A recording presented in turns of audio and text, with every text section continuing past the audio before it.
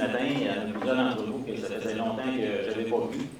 Alors, c'est une belle occasion là, pour moi de vous revoir. Et puis, faute de pandémie, les limites chez Kenwood sont un petit peu plus limitées. Donc, c'est moins évident de vous revoir, mais en tout cas, c'est le fun de profiter de l'occasion de cet événement-là pour vous rencontrer de nouveau. Alors, JVC Kenwood est très heureux d'être un commanditaire pour l'événement de l'Association des entrepreneurs en radiocommunication du Québec. On est très content d'être ici et de supporter l'association. Et également, on est très heureux de vous faire une présentation sur nos produits. Pour la présentation, je suis en compagnie d'Éric Lantier. Bonjour tout le monde, ça veut dire voir personne. Pas d'écran, Alors, Éric, c'est notre représentant des ventes pour le secteur du réseau détaillant pour la région de l'Est. Alors, Éric va m'assister pour la présentation. Il va faire une partie de la présentation sur les équipements radio. Puis également, du côté de JVC Kenwood, il y a la présence de Daniel Vandal, qui est notre représentant au niveau des comptes gouvernementaux. Vous avez peut-être rencontré Daniel à notre kiosque en haut. Pour ceux qui le connaissent moins bien, en tout cas, je vous invite à venir le rencontrer au kiosque de Kenwood pour en faire connaissance. Alors, aujourd'hui, la présentation, notre objectif, c'est de faire un survol des solutions radio numériques chez Kenwood. On n'a pas beaucoup de temps en 1 heure pour aller dans des explications très techniques et très approfondies sur nos différentes solutions. Mais je pense qu'en faisant un survol, ça nous donne un aperçu de tout ce qui est disponible au niveau solutions radio chez JVC Kenwood. Slide suivante, s'il vous plaît. Je suis désolé, je vais devoir le dire à chaque fois parce qu'on n'a plus de place sur l'ordinateur pour que mon pointeur puisse fonctionner. Voilà.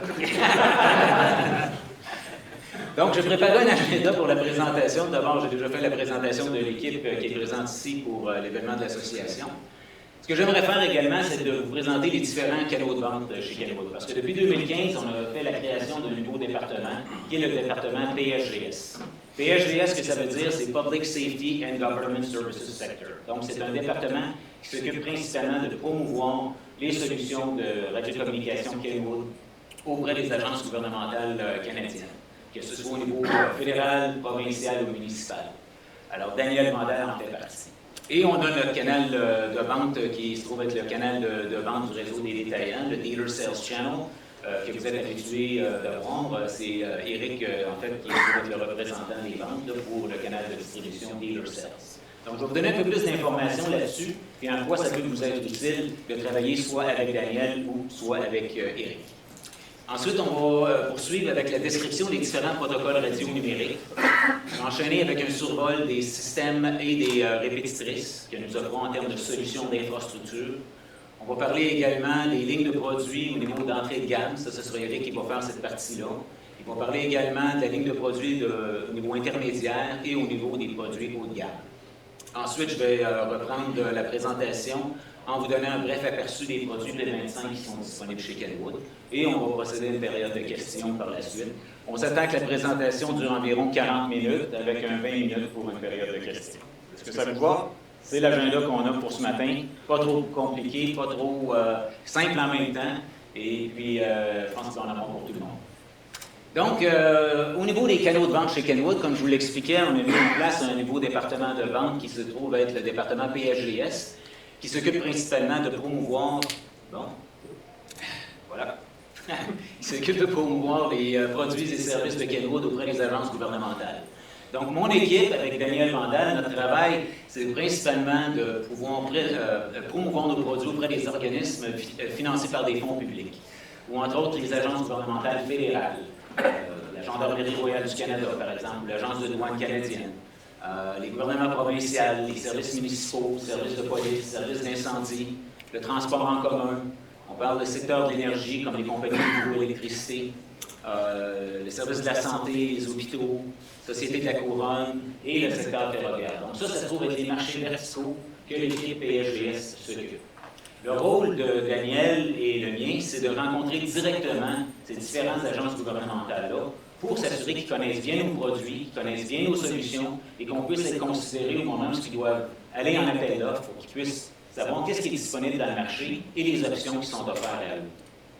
Le travail de Daniel également, c'est de rencontrer les firmes de consultants pour pouvoir également leur donner des informations ou de la formation sur les différentes technologies, parce que eux, lorsqu'ils rencontrent leurs clients, qui sont les villes, les municipalités ou une agence gouvernementale, ils ont un engagement envers eux de leur offrir les choix ou de leur expliquer c'est quoi les choix qu'il y a en radiocommunication, quelles sont les options disponibles et de pouvoir évidemment considérer différentes technologies lorsqu'ils font leur choix. Donc lorsque les appels d'offres sortent, où est-ce qu'on était faible dans le passé, c'est que souvent nos technologies ou nos solutions n'étaient même pas listées dans les appels d'offres. Comme vous le savez, si ce n'est pas là avant que l'appel d'offres sorte, tu ne rentreras pas. Tu ne seras même pas capable de soumissionner, on va être non conforme. Donc, on a décidé de régler cette situation-là en faisant des ventes beaucoup plus en amont ou en étant présent en amont avant que les appels d'offres sortent. Donc, c'est de là qu'il y a eu la création du département PHS. Notre objectif avec ça, ce n'est pas de compétitionner le réseau de détaillants. On n'est pas là pour faire des ventes directes. On est là pour vous appuyer dans les efforts de vente que vous faites auprès des agences gouvernementales. Donc, n'hésitez pas à rentrer en contact avec Daniel pour faire une équipe avec lui dans le but de développer les meilleures stratégies possibles pour aller chercher des nouvelles opportunités de vente. Et à l'inverse, c'est la même chose pour nous. Lorsqu'on a des opportunités qui sont intéressantes, on veut travailler avec notre réseau de détaillants pour pouvoir être en mesure de répondre aux demandes et de compléter la commande. Du côté du réseau de détaillants autorisés, avec l'équipe d'Éric Lantier, on va parler beaucoup plus d'un secteur au niveau des verticaux commercial, industriel, secteur minier, le transport, le secteur pétrolier, gazier. On parle d'hôtellerie, les stations balnéaires, services de construction, toute entreprise privée. Donc, c'est le rôle et les marchés verticaux que l'équipe des détaillants autorisés, ou l'équipe, en fait, Dealer Sales, s'occupe. Ce sont les marchés verticaux qui sont dans lesquels ils évoluent au niveau des ventes. Slide suivant, s'il vous plaît. Alors, je vais enchaîner avec une présentation sur les différents protocoles numériques qui sont disponibles chez Kenwood. Les différents protocoles numériques que vous voyez ici sont les protocoles les plus les plus en vogue en Amérique du Nord. Je parle au Canada et aux États-Unis. Alors, tout d'abord, je vais commencer avec la technologie DMR. Je pense que tout le monde ici est très bien familier avec le DMR. On sait que c'est un protocole européen. Et du côté de JVC Kenwood, nous, on a fait l'acquisition d'une compagnie européenne qui s'appelle Radioactivité. On a fait l'acquisition de cette entreprise-là en 2016. Et Radioactivité est spécialisée pour la fabrication d'équipements, de systèmes de radiocommunication. Ils ne font pas de radio, c'est seulement des systèmes, des équipements répétitrices pour de l'infrastructure en radiocommunication. Alors, on a vraiment fait l'acquisition d'un partenaire qui a vraiment beaucoup d'expérience dans ce domaine-là. Du côté DMR, parler un peu de la technologie, le DMR utilise une technologie qui s'appelle le TDMA, qui est le Time Division Multiple Access. Le TDMA, ce qu'il permet de faire, c'est que dans un canal de communication, avec un espacement de 12,5 kHz de déviation, on est en mesure de pouvoir, avec une seule ressource, d'avoir 2 communications par canal. Alors ça, c'est un très bon avantage parce que ça nous permet de pouvoir offrir des solutions à des clients lorsqu'il y a une quantité de fréquence qui est très limitée et puis qu'on a besoin de capacité, on est en mesure de pouvoir offrir une solution à ces clients-là avec une seule ressource. Au niveau du NXDN, le NXDN utilise, tout d'abord, le NXDN est un protocole nord-américain dans lequel Kenwood a participé activement au développement de cette technologie-là, avec aussi en collaboration avec ICOM, chez ICOM ici. Alors, c'était un protocole au départ qui a été développé conjointement avec eux. Et par la suite, c'est un protocole aussi dans lequel plusieurs compagnies manufacturières se sont jointes pour continuer à développer les différents standards du NXDN. Aujourd'hui, il y a 33 entreprises manufacturières qui font partie du forum NXDN, qui s'occupent principalement de promouvoir les solutions NXDN et d'en faire le développement des nouveaux standards. Le NXDN utilise la technologie FDMA, qui est le Frequency Division Multiple Access. La différence qu'on a avec le TDMA, c'est que le FDMA va utiliser le spectrum de communication au complet, soit avec un espacement à 12,5 kHz de déviation pour avoir une bande étroite, ou du 6,25 kHz de déviation qui devient une bande très, très étroite. Avec une bande très étroite, un des avantages qu'on a, c'est d'avoir une meilleure portée au niveau de la couverture comparée au 12,5. Il y a des avantages et des inconvénients, autant au niveau DMR qu'au niveau NXDN, mais ce sont deux bonnes technologies qui sont très fortes en Amérique du Nord pour offrir des solutions numériques. Au niveau des coûts, des fois, ça se compare quand même pas mal, c'est quand même sensiblement la même chose, mais selon les besoins des clients, souvent, il faut regarder les deux solutions en radiocommunication dans le but d'offrir la meilleure solution aux clients, la solution la plus efficace et également la plus rentable. Au niveau du P25, JVC Kenwood a fait l'acquisition en P25 d'une compagnie qui s'appelle E.F. Johnson. On a fait l'acquisition de cette compagnie-là en 2014 et E.F. Johnson est une entreprise qui était reconnue de façon internationale pour justement le développement et la fabrication d'équipements d'infrastructure P25 et également des équipements radio. Donc, nous, en faisant cette acquisition-là, ça donnait à Kenwood une position extrêmement stratégique pour être fort au niveau du marché de la sécurité publique. Comme je le dis, le P25 s'adresse principalement à des agences gouvernementales, que ce soit des services de police, des services d'urgence, missions critiques, des ambulanciers, même des compagnies, des villes au niveau des travaux publics qui utilisent le P25, des compagnies d'hydroélectricité comme Hydro-Québec, ici au Québec, qui utilisent le P25. Il y a quand même beaucoup d'entreprises qui utilisent ça, beaucoup d'organismes qui utilisent ça. Le P25 est une technologie qui est supportée par le APCO 25. Je ne sais pas si ça vous est inconnu, mais la plupart d'entre vous devriez connaître le APCO 25. Le rôle est principalement de promouvoir le protocole et les standards P25. Les standards sont développés par une entreprise américaine qui s'appelle le TIA, qui est le Telecom Industry Association. Le TIA vont principalement prendre les informations qui viennent du APCO et des agences gouvernementales dans le but de développer des standards qui vont vraiment répondre aux besoins des gens en sécurité publique. La principale raison d'être du P25, c'est d'offrir l'interopérabilité entre les différents manufacturiers pour que les agences gouvernementales, lorsqu'ils utilisent des radios, que ce soit Kenwood, que ce soit j'aimerais bien ça de Kenwood ou Kenwood ou Kenwood, mais il y a d'autres manufacturiers. Alors, il peut y avoir Motorola, il peut y avoir Harris, il peut y avoir Tate. Alors, que toutes ces compagnies-là qui fabriquent des radios P25 puissent se parler entre eux.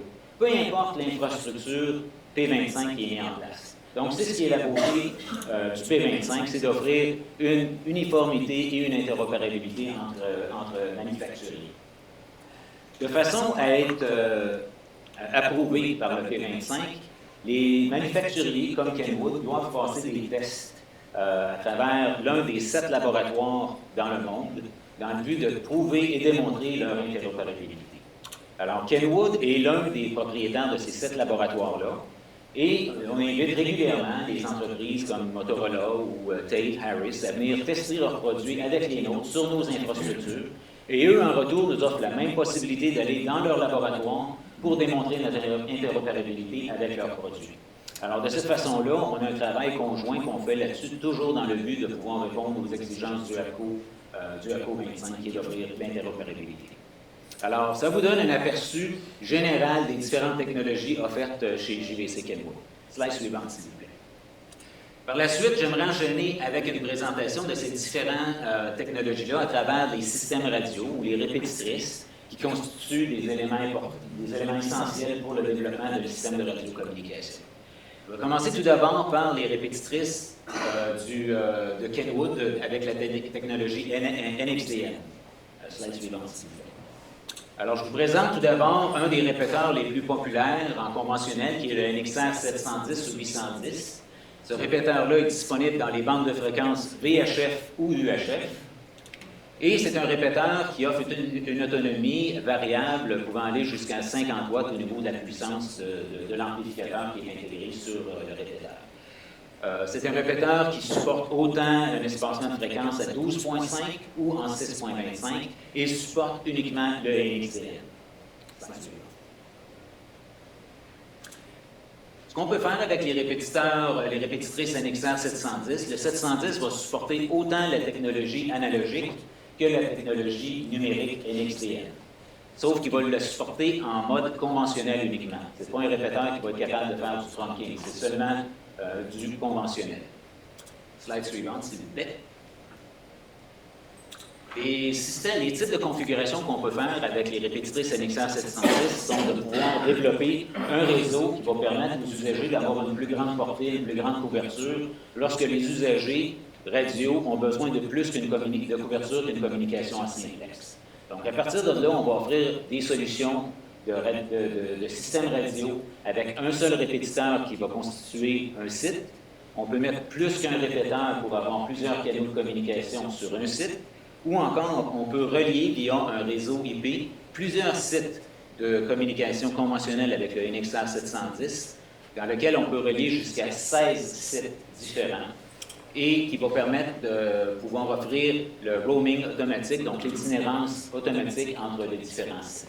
Donc, ça peut être une solution très intéressante pour ceux qui ont besoin de plus de couverture ou peut-être encore une compagnie de transport qui a besoin d'avoir plusieurs sites pour couvrir un plus grand territoire. Slide suivant. On enchaîne maintenant avec les répéteurs de la série NextEdge de la série 5000. Et la série 5000, ce sont des répéteurs un petit peu plus évolués que le NXR 710 parce qu'ils vont en offrir un peu plus.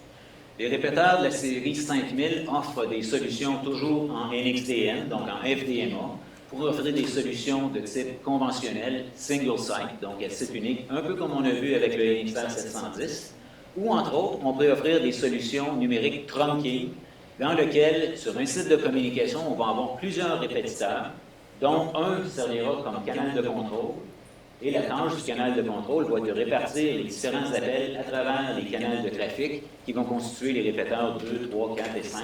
On peut en stacker comme ça jusqu'à 30 répéteurs, au total, incluant le canal de contrôle. Le trunking permet vraiment de maximiser l'utilisation des ressources ou des répétitrices pour chaque site de communication. Sur les systèmes numériques trunking, on peut relier plusieurs sites, que ce soit en conventionnel, on peut relier encore une fois jusqu'à 16 sites, et sur les systèmes trunking, on peut relier jusqu'à 48 sites à travers un réseau IP. Sur la série NXR 5000, ce qui est intéressant, c'est que le système est évolutif. Contrairement avec le NXR 710, si on veut passer éventuellement du conventionnel au trunking, le répéteur ne pourra pas supporter le trunking. Alors, avec la série NXR 5000, on peut commencer avec un système plus petit en conventionnel et avec le temps évoluer et migrer vers un système trunking. Donc, ce répéteur-là, cette latitude-là de pouvoir être évolutif dans le temps. Slide suivant. Ah.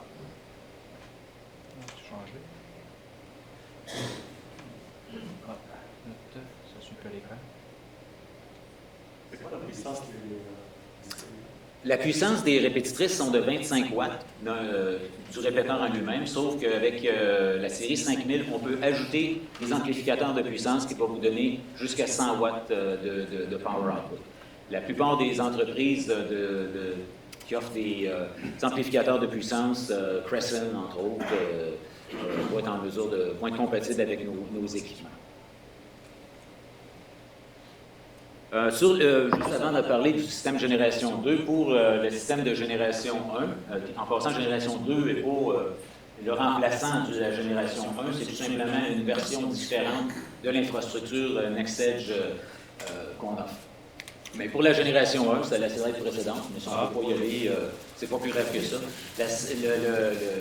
Le système NextEdge en trunking peut relier jusqu'à 48 sites, mais on peut relier également plusieurs systèmes ensemble. Donc, les gens qui ont besoin d'avoir de la couverture pour une très, très grande infrastructure, on peut relier plusieurs systèmes ensemble pour constituer plus de 350 sites de communication. Donc, la capacité d'un système NextEdge est extrêmement grande pour offrir un réseau de communication qui a besoin d'avoir beaucoup de capacité et beaucoup de couverture. C'était ça. OK. On peut poursuivre avec la slide de Gen 2.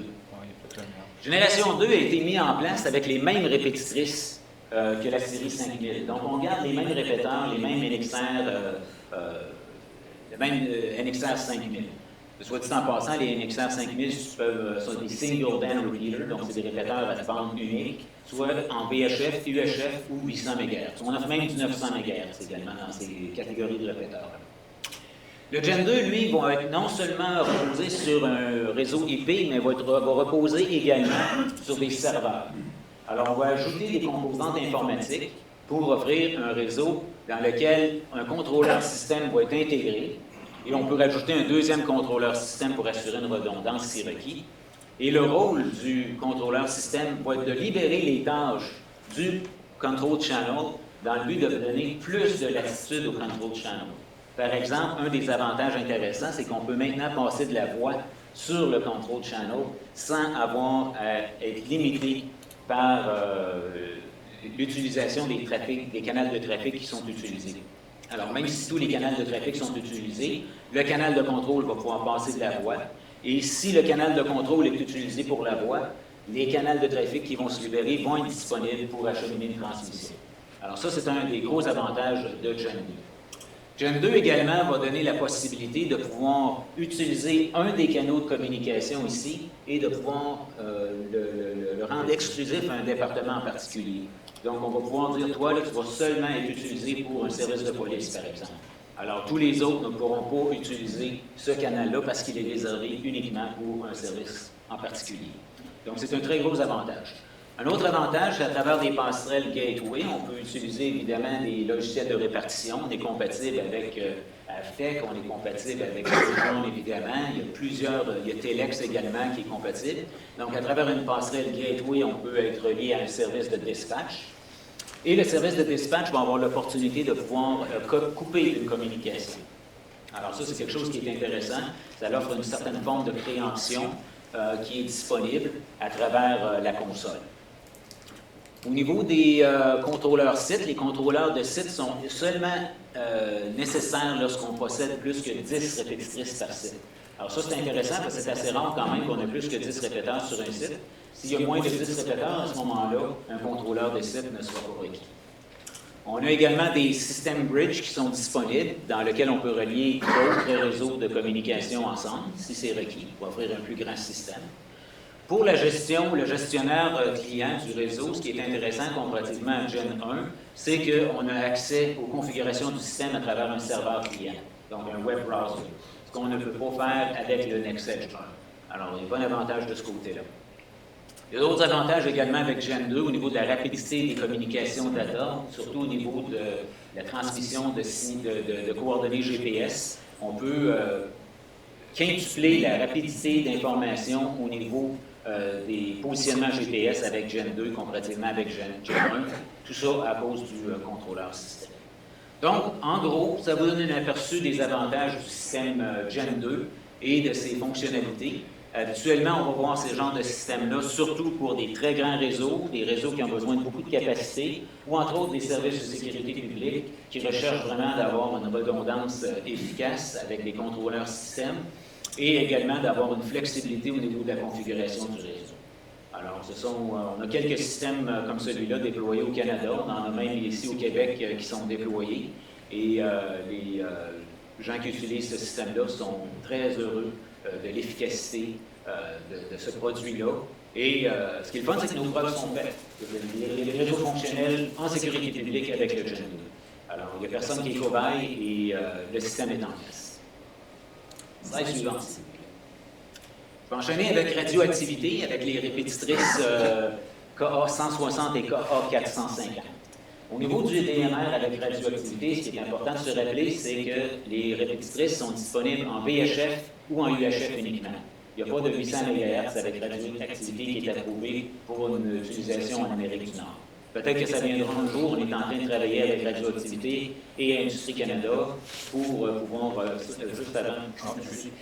pour avoir un 800 MHz éventuellement. Caractéristique importante au niveau des attributs de ce répéteur-là, c'est qu'il est tout petit. Et ça, c'est une caractéristique qui est bien importante, qui est bien intéressante avec la radioactivité, parce qu'on est en mesure, sur un même répéteur unit, de pouvoir avoir deux répéteurs côte à côte. Alors, au niveau de l'espace, là, c'est très intéressant ce que Radioactivité nous propose comme produit. Et aussi une shape quand même qui est assez intéressante pour permettre une bonne ventilation lorsque le répéteur chauffe. Slide suivante. Au niveau des différents protocoles utilisés avec Radioactivité, d'abord, c'est un protocole DMR. Donc, ce qu'on a vu avant, c'était du NFVN. Maintenant, avec Radioactivité, c'est du DMR. Donc, les répéteurs vont supporter le DMR Tier 2 de niveau 2 et le DMR de niveau 3. Donc, il fait les deux. Ensuite, le répéteur supporte évidemment l'analogue et également va être en mesure de pouvoir offrir le protocole P25 en mode trunking phase 1. Alors, ça, c'est quand même assez intéressant parce qu'on peut utiliser la radioactivité pour offrir des solutions P25. Et on a également E.F. Johnson avec les répéteurs E.F. Johnson qui est disponible. Donc, ça nous donne quand même un bon choix de comparaison en offrant deux types d'équipements pour les solutions P25. Au niveau des réseaux, maintenant, évidemment, tous les systèmes et les réseaux sont reliés via des réseaux IP. Les réseaux peuvent constituer de systèmes VHF ou UHF, et chacun des répéteurs, dans un contexte comme ci, peut offrir évidemment le roaming automatique, donc l'itinérance automatique est disponible, que ce soit en mode conventionnel ou en mode trunking. Slide suivant. Un des avantages, comme je vous dis, je pourrais aller très longtemps avec radioactivité, puis je tiens juste à vous dire qu'avec la COVID, on a été très ralenti avec une présentation technique complète sur le système de radioactivité. Je peux vous dire que nos techniciens sont formés pour radioactivité, nos présentations sont prêtes à être offertes aux différents services techniques et détaillants autorisés. On essaie juste de trouver le bon timing pour vous donner une formation approfondie sur radioactivité. Donc, mon but aujourd'hui, c'est vraiment juste de vous donner un bref aperçu des solutions d'infrastructure de radioactivité. Donc, ici, le point important que je veux faire avec radioactivité, c'est que maintenant, on est en mesure d'offrir des solutions multicasses ou sans néocasses. Du côté d'Access, tout à l'heure, je parlais de réseau IP, je parlais de communication entre sites, de roaming. Il faut garder en tête que chacun des sites de communication, chacun des répéteurs possède sa propre fréquence. Alors, lorsqu'on est dans une situation où est-ce qu'on a beaucoup de sites, mais qu'on n'a pas beaucoup de fréquences, en Excel, on utilise le multicache. Le multicache ne nous permet pas d'utiliser les mêmes paires de fréquences à d'autres sites dans un cas où il y a de l'overlapping.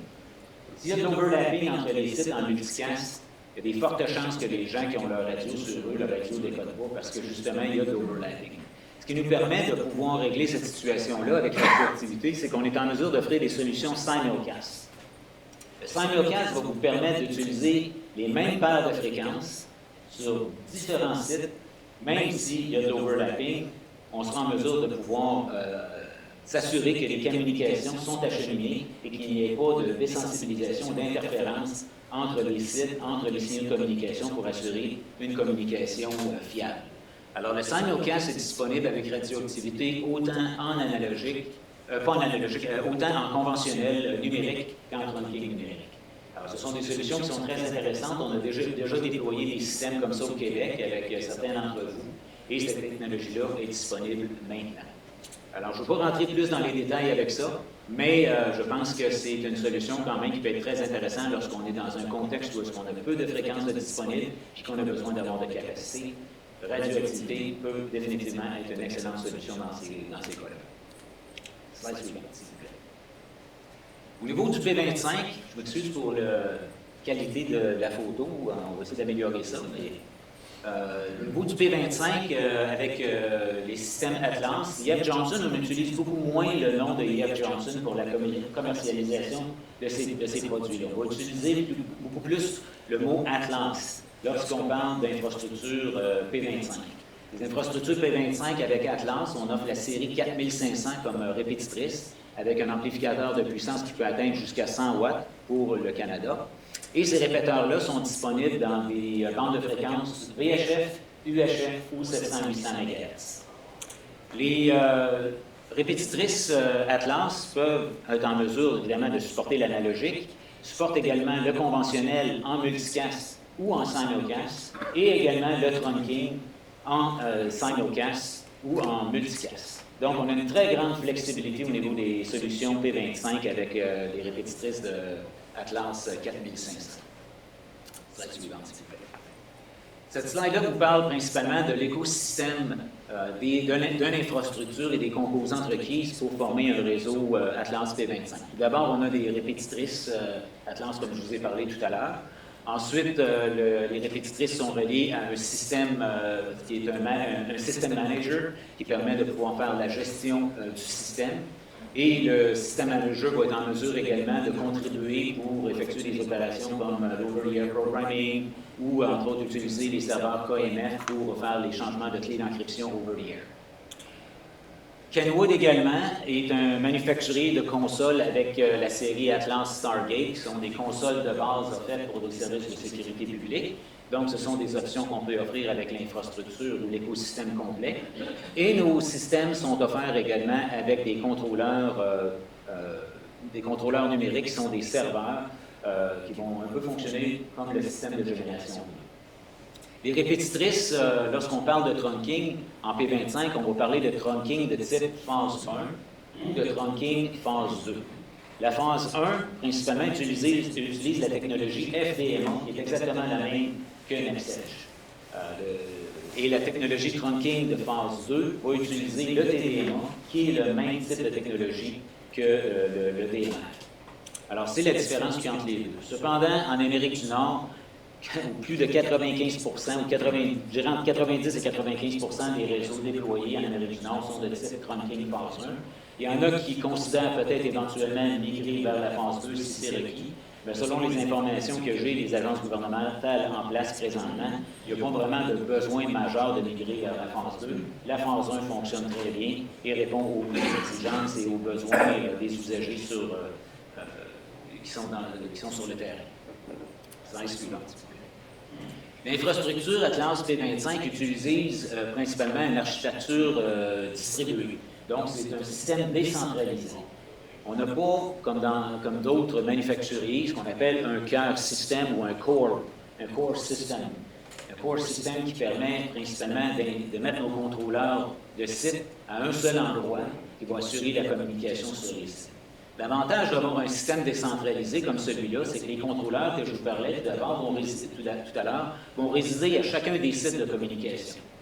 Alors, à ce moment-là, la redondance de chacun des sites, la redondance du système va se faire à chacun des sites. Ça veut dire que si on perd un site, on ne perd pas l'ensemble du système.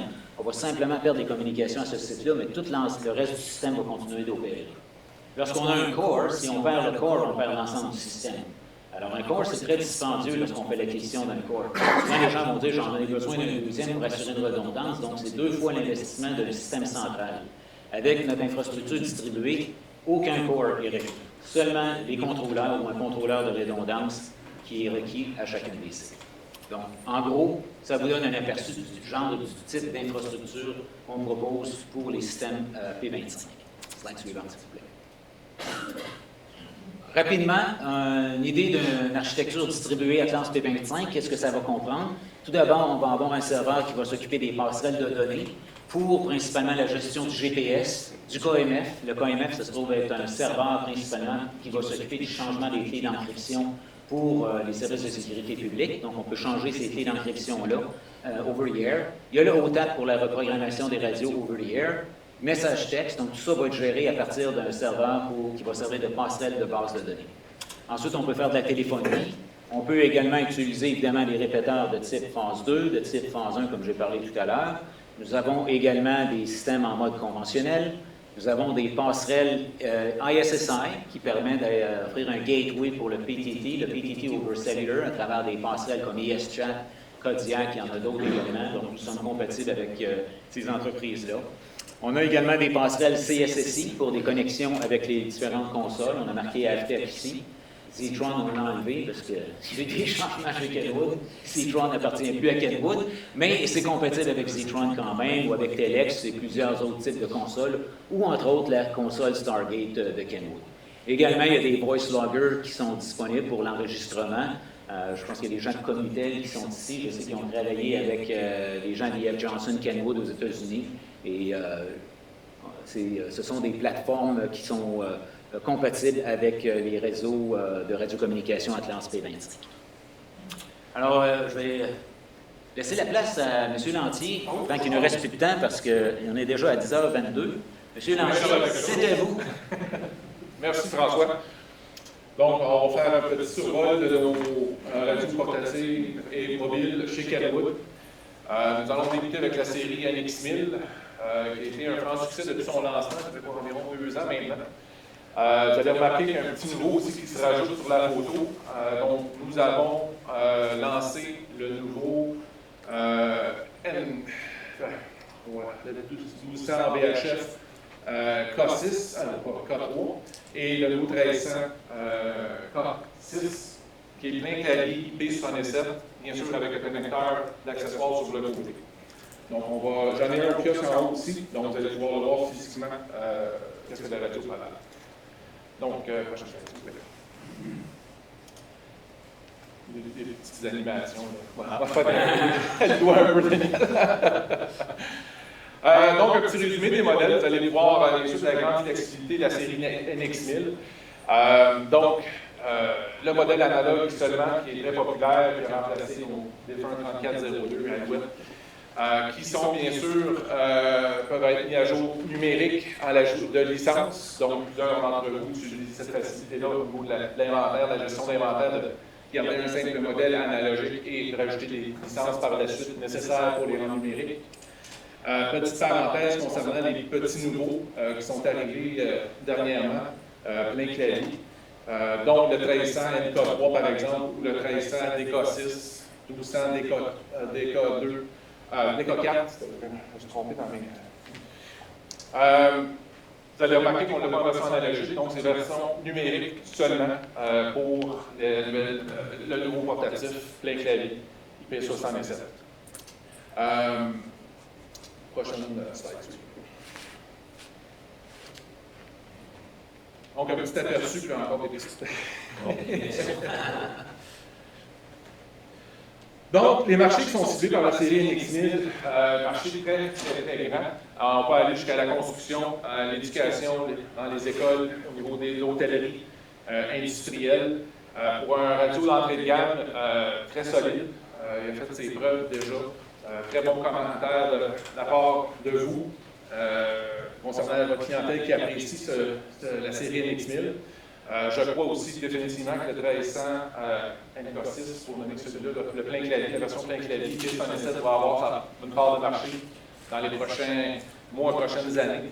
On manquait ce petit facteur du IP67 pour certains, par exemple, Canjo, que ce soit les parcs aquatiques, etc., où est-ce que le contact de l'eau est souvent inévitable.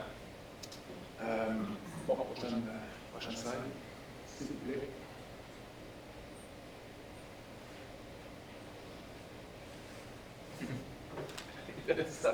On l'a perdu, négligé. Ça va pas On peut avoir une heure de plus pour la présentation. Je suis dans l'anti-groupe.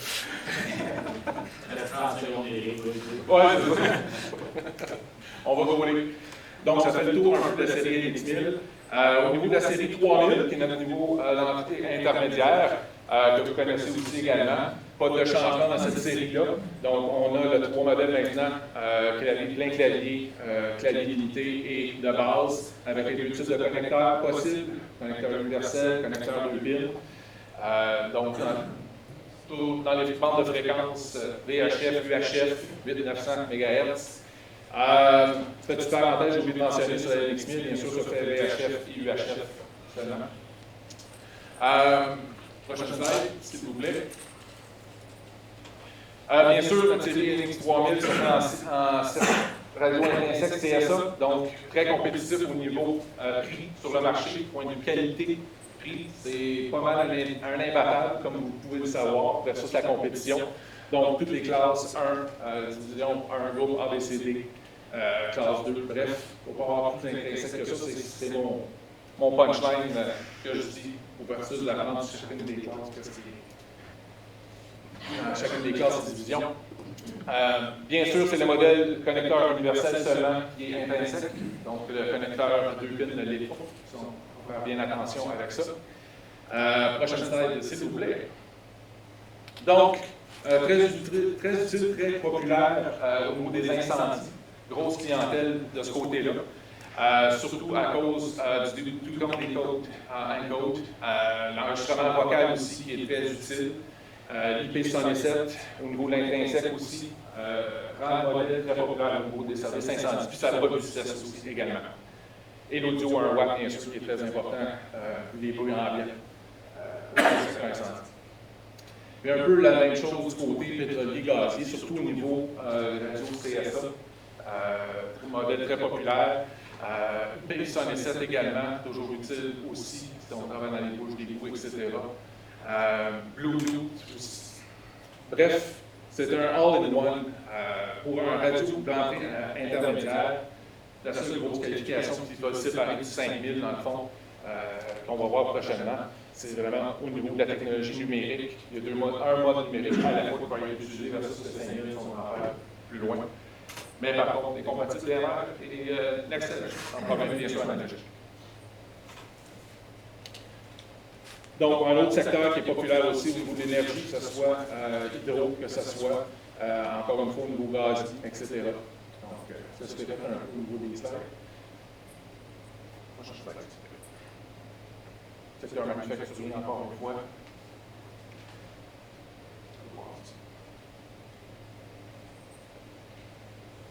Au niveau du mobile maintenant, dans la série 3000, toujours très populaire au niveau des incendies. Donc, encore une fois, son bouton, des codes, encode.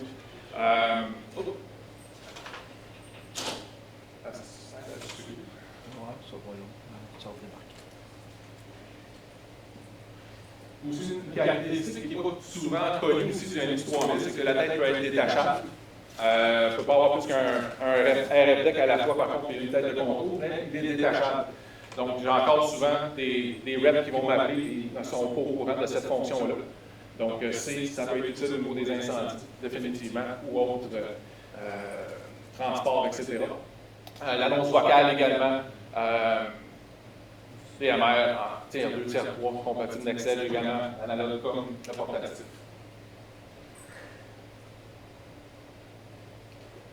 Donc, si nous tombons dans la série NX5000, qui est notre flagship, dans le fond, notre haut de gamme, comme vous le savez bien, se fait dans le clavier standard ou clavier complet, donc compatible avec les fréquences VHF 7800 MHz également. Donc, se fait également dans le CSA, un niveau intrinsèque aussi.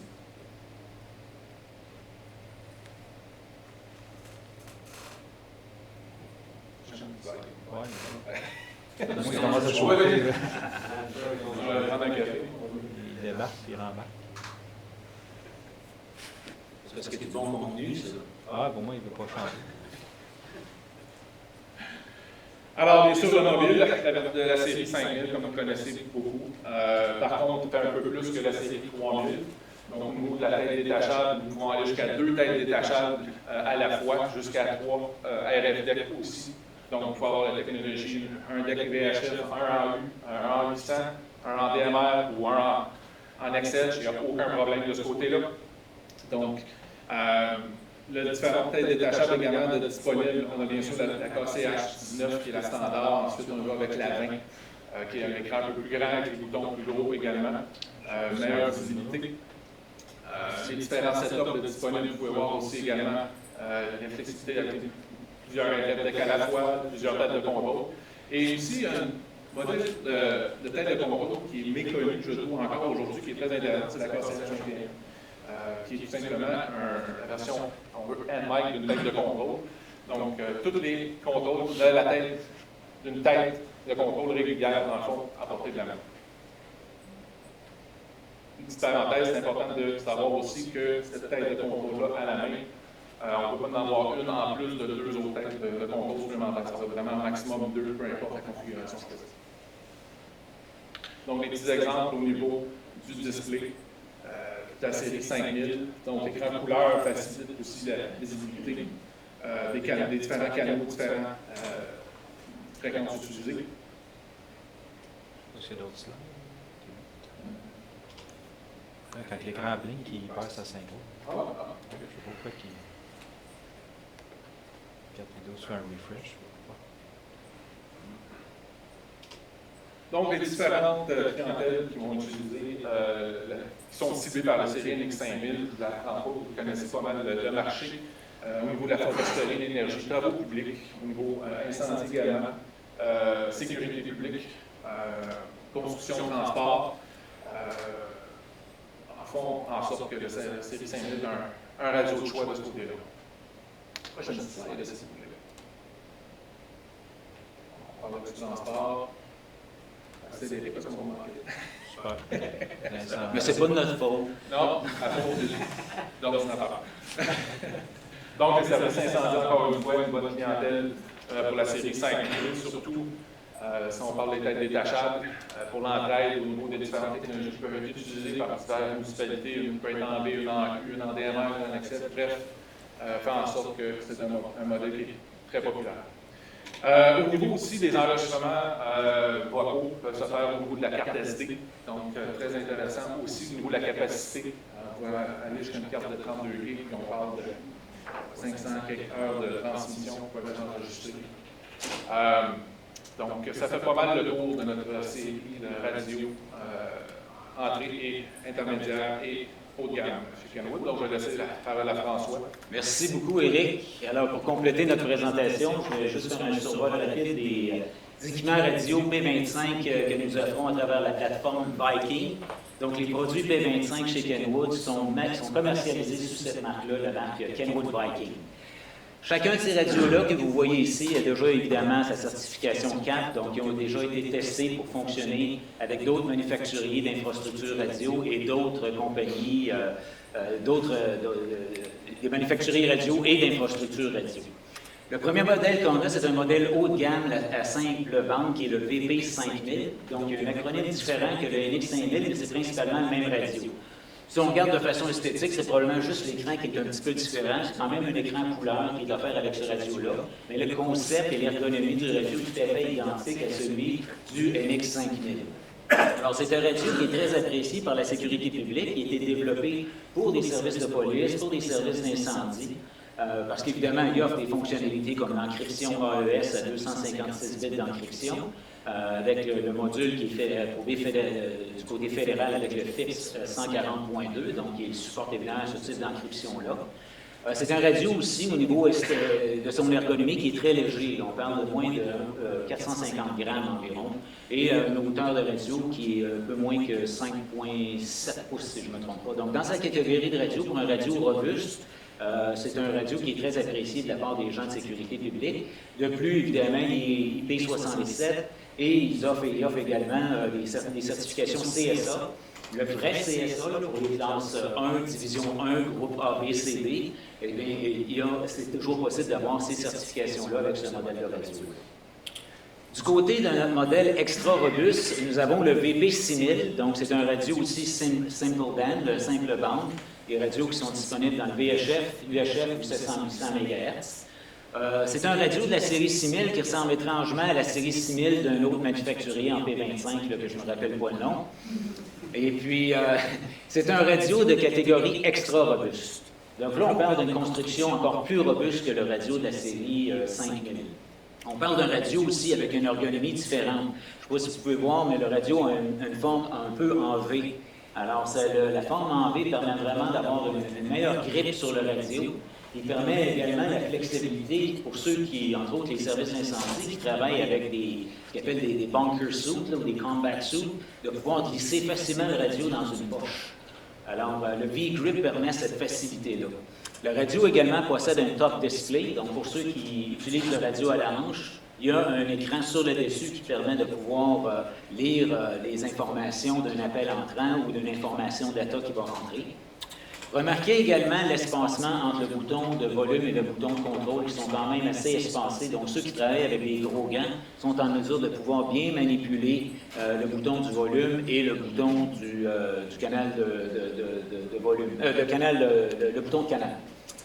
Il y a également ici protégé avec une petite bande ici qui empêche le frottement du bouton de volume lorsque quelqu'un utilise le radio à la hanche. À ce moment-là, si le radio frotte sur ses vêtements, ça va empêcher le volume de monter ou de baisser. Donc, c'est un excellent radio, comme je vous dis, très robuste. Il est également approuvé pour le CSA. C'est un radio très utilisé par les services d'incendie, principalement à cause de sa couleur haute visibilité, qui est dans le vert. Donc, les services d'incendie apprécient beaucoup pouvoir avoir travaillé avec un radio comme ça. Pour eux qui sont souvent en présence de substances ou de poussière ou de fumée, à ce moment-là, le radio, avec sa haute visibilité, permet d'être distingué rapidement. Bientôt, nous aurons également le nouveau VP8000, qui est un radio all band, donc il va être capable de supporter le VHF, le UHF et le 700-800 MHz à le même radio. Alors, c'est un radio qui va être disponible, principalement développé pour les gens qui ont besoin, évidemment, plus d'une paire de fréquences, mais surtout pour les agences fédérales, entre autres la Gendarmerie royale du Canada, qui utilise différentes bandes de fréquences à travers le Canada.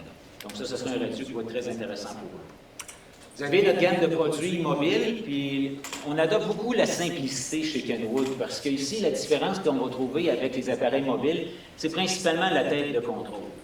Les RF decks, les decks les transceivers qu'on appelle en anglais, sont tout à fait les mêmes, que ce soit pour le VM5000, le VM6000 ou le VM5000. Ce qui va distinguer chacun des modèles, c'est la tête de contrôle. Si on commence tout d'abord par le VM5000, c'est un radio qu'on le connaît, il est identique au NX5000. Il est pareil, sauf l'écran est un peu différent, mais c'est un écran couleur quand même, avec un haut-parleur 4 watts qui est intégré. Ce radio-là est disponible dans une configuration dash mount, ou avec une tête déportée, ou encore on peut avoir un radio 2 têtes avec un transceiver. Donc il est assez versatile en termes d'options, et il est disponible V, U ou 700-800 MHz. Le deuxième modèle qu'on offre, c'est le VM6000 avec une tête de contrôle qui offre vraiment un écran haute définition, un écran plus large, extrêmement clair, beaucoup de services d'incendie aiment utiliser ce radio-là, et les services de police également.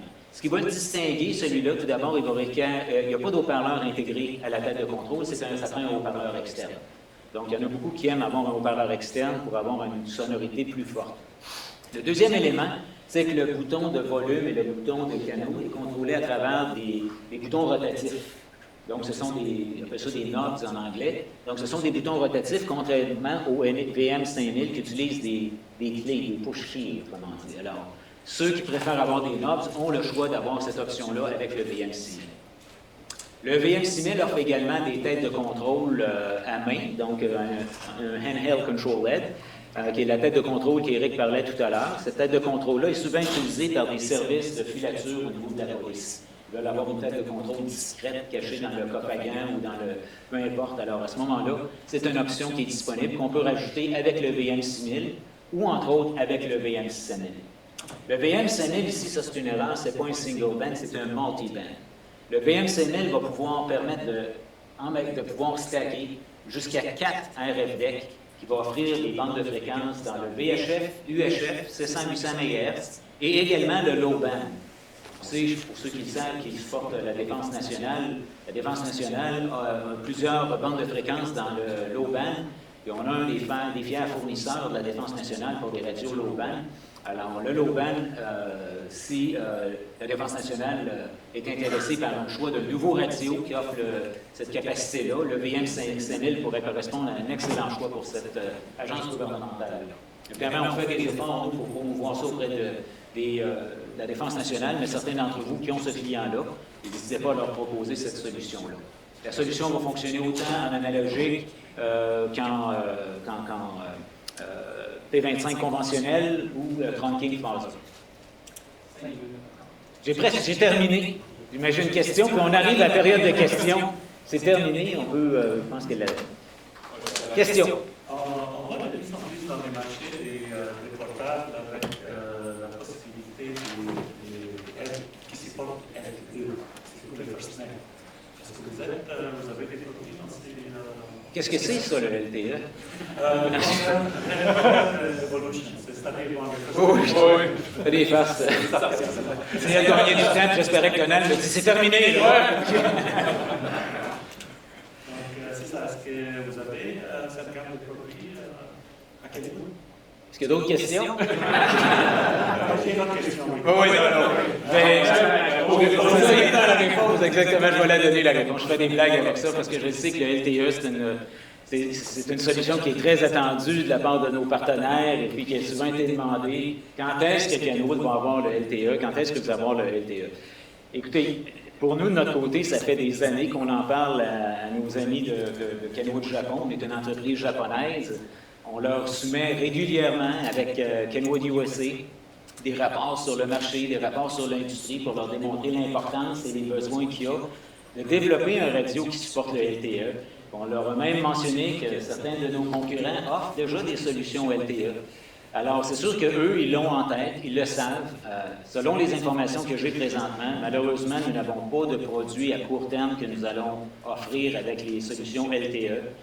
Par contre, j'ai bon espoir qu'éventuellement, on sera en mesure de pouvoir offrir une solution LTE dans notre gamme de produits.